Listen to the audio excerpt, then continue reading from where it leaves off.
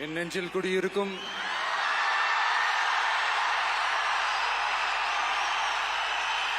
உங்கள் அனைவருக்கும் என்னுடைய வணக்கம். வணக்கம் வணக்கம்.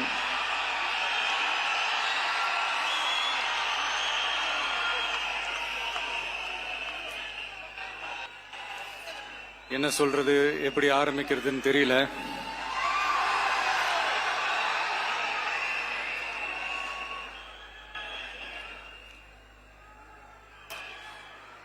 சினிமாவில் எப்படியாவது கஷ்டப்பட்டு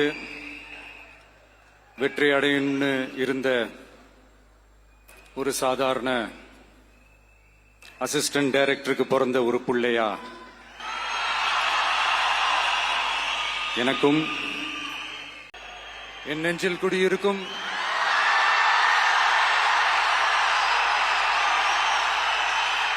உங்கள் அனைவருக்கும் என்னுடைய வணக்கம்.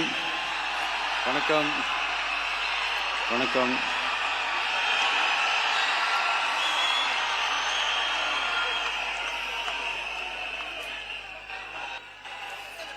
என்ன சொல்றது, எப்படி ஆரம்பிக்கிறதுன்னு தெரியல.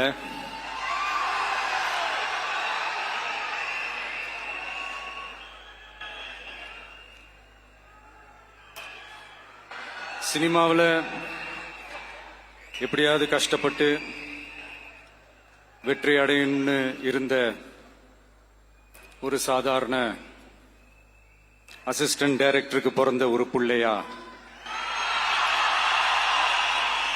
எனக்கும் வாழ்க்கையில வறுமைனா என்னன்னு எனக்கு நல்லாவே தெரியும், பசினா என்னன்னு எனக்கு நல்லாவே தெரியும். நான் ஒன்றும் பெரிய மன்னர் பரம்பரையிலிருந்துலாம் வந்துடல. உங்களை மாதிரி தான், உங்கள ஒருத்த மாதிரி தான், உங்க குடும்பத்தில் ஒருத்த மாதிரி தான், உங்க புள்ள மாதிரி தான், உங்க மகன் மாதிரி தான், உங்க அண்ணன் மாதிரி தான், உங்க தம்பி மாதிரி தான்.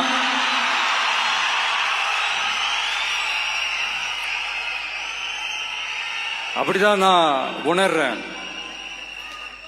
நீங்களும் என்ன அப்படி நினைச்சதுனாலதான் சினிமாவில் எனக்கு ஒரு மிகப்பெரிய ஒரு இடத்த ஒன்று கொடுத்தீங்க. அதையெல்லாம் விட்டுட்டு உங்களுக்காக நன்றி கடன் செலுத்துறதுக்காக அரசியலுக்கு வந்த உங்க விஜய, இந்த விஜய, நீ வா விஜய், நாங்களா இருக்கோம், பாத்துக்கிறோம். விஜய் தம்பி நீ வா, நாங்க இருக்கோம். விஜி தம்பி நீ வா, நாங்க இருக்கோம். அண்ணா நீ வாடா, நாங்களா இருக்கோம். நண்பா நீ வா நண்பா, நாங்களா இருக்கோம் சொல்லி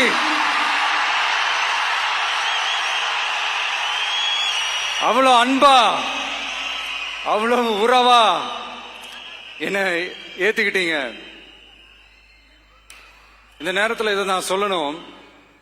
இந்த டிராவல்ல, இந்த ப்ராசஸ்ல எனக்கு எவ்வளவோ கஷ்டங்கள், எனக்கு எவ்வளவோ இந்த அவமானப்படுத்தினதெல்லாம் ஒரு பக்கம் இருந்தாலும் எனக்காக கூட நின்ன உங்களுக்கும் அதே மாதிரி கஷ்டங்கள், அதே மாதிரி அவமானங்கள், அதையெல்லாம் நீங்க பெருசா எடுத்துக்காம, அதையெல்லாம் நீங்க பொருட்டாவே எடுத்துக்காம, என்னோட வலிகளை, என்னோட வேதனைகளை உங்களோட தான் நினைச்சு என் கூடவே நின்னு இன்னைக்கு சி ஜோசப் விஜய் எனும் நான்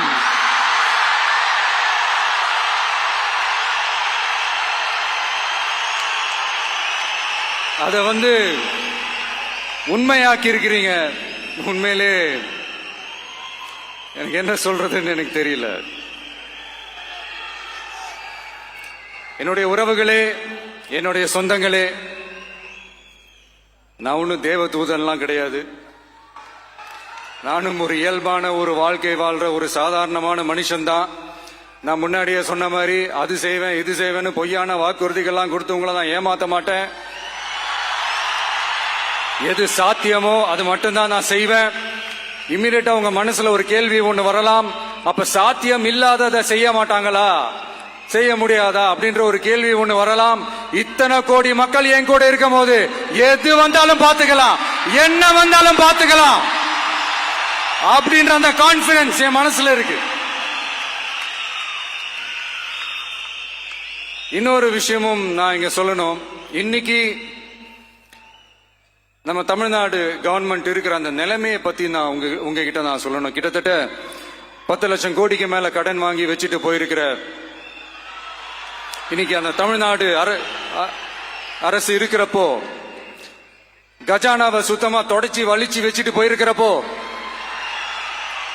தூக்க முடியாத சுமையை ஏத்தி வச்சுட்டு போயிருக்கிறப்போ,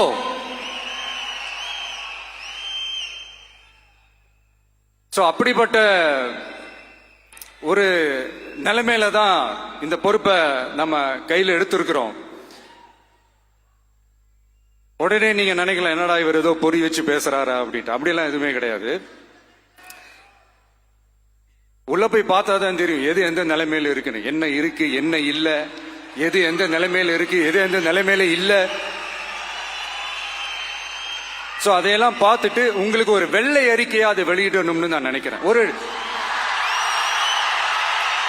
ஒரு டிரான்ஸ்பரண்டான ஒரு கவர்மெண்டா, அதாவது இன்னைக்கு நம்ம தமிழ்நாடு கவர்மெண்ட் இந்த நிலைமையில தான் இருக்கு அப்படின்றத உங்ககிட்ட சொல்லிட்டு I just want to take it forward from தேர்.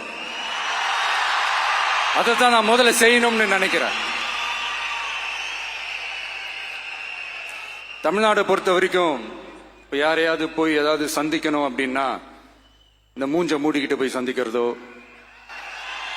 என்ன இந்த மறைமுகமா உங்களுக்கு தெரியாம போய் சந்திக்கிறதோ அப்படியெல்லாம் நான் செய்ய மாட்டேன். எதுவா இருந்தாலும் வெளிப்படையாக ஒளிவு மறைவு இல்லாம தான் நான் செய்வேன். இவ்வளவு பெரிய ஒரு பொறுப்பை என் கையில கொடுத்திருக்கிறீங்க. அதே நேரத்தில் எனக்கு கொஞ்சம் அவகாசமும் நீங்க கொடுக்கணும்னு நான் ரிக்வெஸ்ட் பண்ணி கேட்டுக்கிறேன். நான் சொன்னதையெல்லாம் படிப்படியா நிறைவேற்ற நான் ட்ரை பண்ணுவேன், நிறைவேற்றுவேன். அதே நேரத்தில் எனக்கு கொஞ்சம் அவகாசம் கொடுத்தீங்கன்னா எனக்கு கொஞ்சம் உதவியாகவும் ஒத்துழைப்பாகவும் இருக்கும். இது உங்களுடைய ஆட்சி. பெண்கள் பாதுகாப்பு ரொம்ப ஸ்ட்ரிக்டா வச்சிருப்பேன். போதைப் பொருள் கலாச்சாரம் அதை கண்ட்ரோல் பண்றதுக்கு என்னென்ன ஸ்டெப்ஸ் எடுக்கணும், என்னென்ன முயற்சிகள் எடுக்கணும், இன்னிலிருந்து அதை நான் எடுப்பேன். நம்ம பசங்களை அதுல இருந்து காப்பாற்ற வேண்டியது நம்ம அரசனுடைய பொறுப்பு. அதே மாதிரி சட்டம் ஒழுங்கு எல்லாருக்குமான பாதுகாப்பை நான் உறுதிப்படுத்துவேன். என்ன அவமானப்படுத்துறவங்களாகவே இருந்தாலும்,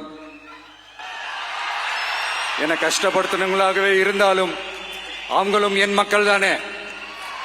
நண்பர்களாக இருந்தாலும் எதிரிகளாக இருந்தாலும் 8 கோடி மக்களும் என் மக்கள் தானே.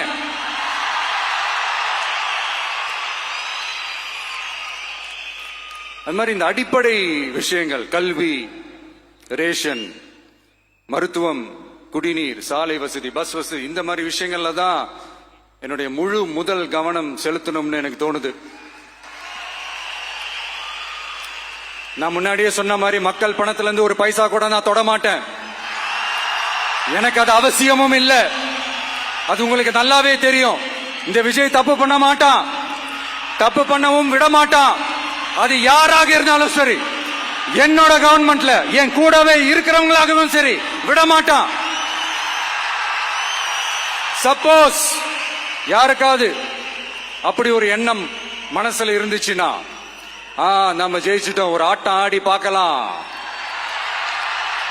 அப்படின்ற எண்ணம் யாருக்காவது இருந்துச்சுன்னா இப்பவே இந்த நிமிஷமே அதை எரேஸ் பண்ணிருங்க.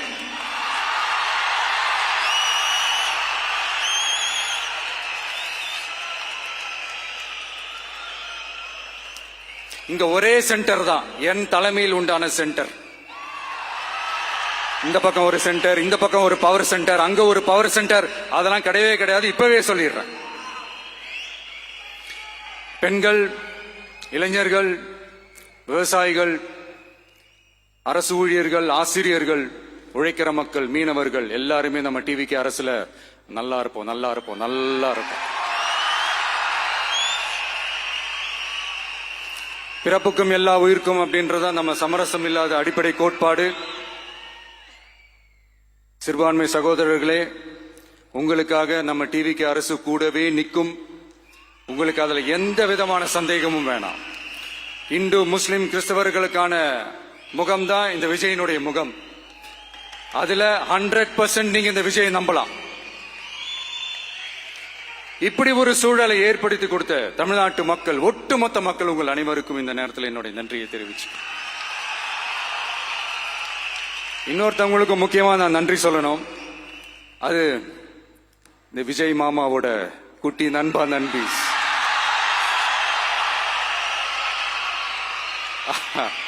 அவங்களாலதான் இது நடந்திருக்கு. உங்களுக்கு எப்படி நன்றி கடன் செய்யணும்? உங்களுக்காக உங்க ஃபியூச்சரை மைண்ட்ல வச்சுக்கிட்டு எல்லா நல்ல விஷயங்களையும் உங்களுக்காக இந்த விஜய் மாமா செஞ்சு கொடுப்பான். கான்பிடண்டா இருங்க. அதே மாதிரி இன்னொருத்தவங்களுக்கும் நான் முக்கியமா நன்றி சொல்லணும். உங்களை எப்படி நான் மறப்பேன்? நீங்க தான் என்னோட உயிராச்சே. தமிழக வெற்றி கழக தோழர்களே,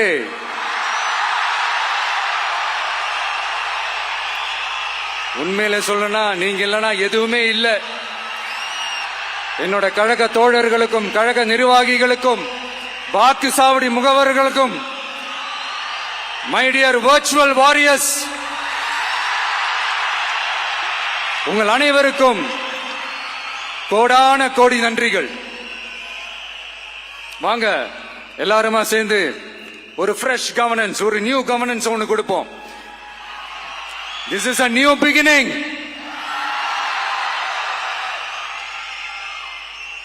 A new era of a real, secular, social justice starts now.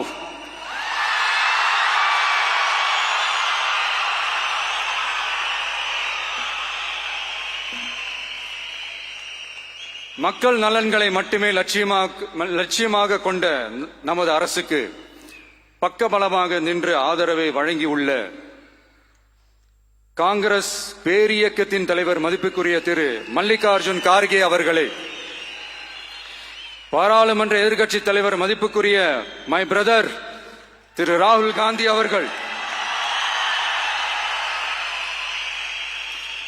Congress கட்சியின் பொதுச் செயலாளர் மதிப்புக்குரிய திரு KC வேணுகோபால் அவர்கள், தமிழ்நாடு காங்கிரஸ் தலைவர் மதிப்புக்குரிய திரு செல்வ பெருந்தகை அவர்கள், என்னுடைய நண்பர் பிரவீன் சக்கரவர்த்தி அவர்கள், CPIM கட்சியின் தேசிய பொதுச் செயலாளர் மதிப்புக்குரிய தோழர் திரு MA பேபி அவர்கள், மாநில செயலாளர் மதிப்புக்குரிய தோழர் திரு P சண்முகம் அவர்கள், அரசியல் தலைமை குழு உறுப்பினர் மதிப்புக்குரிய தோழர் திரு K பாலகிருஷ்ணன் அவர்கள், பாராளுமன்ற உறுப்பினர் மதிப்புக்குரிய தோழர் திரு சு வெங்கடேசன் அவர்கள், நமது அரசுக்கு ஆதரவு வழங்கியுள்ள விடுதலை சிறுத்தைகள் தலைவர் மதிப்பிற்குரிய அண்ணன் திரு திருமாவளவன் MP அவர்கள், நாடாளுமன்ற உறுப்பினர் மதிப்புக்குரிய திரு ரவிக்குமார் அவர்கள், சட்டமன்ற குழு தலைவர் மதிப்பிற்குரிய திரு வன்னி அரசு அவர்கள், CPI கட்சியின் தேசிய பொதுச் செயலாளர் மதிப்புக்குரிய தோழர் திரு D ராஜா அவர்கள், மாநில செயலாளர் மதிப்புக்குரிய தோழர் திரு M வீரபாண்டியன் அவர்கள், முன்னாள் தமிழ்நாடு மாநில செயலாளர் மதிப்புக்குரிய தோழர் திரு ரா முத்தரசன் அவர்கள், இந்திய யூனியன் முஸ்லிம் லீக் கட்சியின் தலைவர் மதிப்புக்குரிய டாக்டர் திரு காதர் மொய்தீன் அவர்கள், நாடாளுமன்ற உறுப்பினர் மதிப்புக்குரிய திரு நவாஸ் கனி அவர்கள், உங்க எல்லாரையும் வருக வருக என்று வரவேற்கிறேன். முக்கியமா இந்த மாதிரி நேரத்தில் எனக்காக நீங்க குரல் கொடுத்ததுக்கும், எனக்காக நீங்க சப்போர்ட் பண்ணி கூடவே நின்னதுக்கும் உங்க எல்லாருக்கும் இந்த நேரத்தில் என்னுடைய நன்றியை தெரிவிச்சுக்கிறேன். கான்பிடண்டா இருங்க,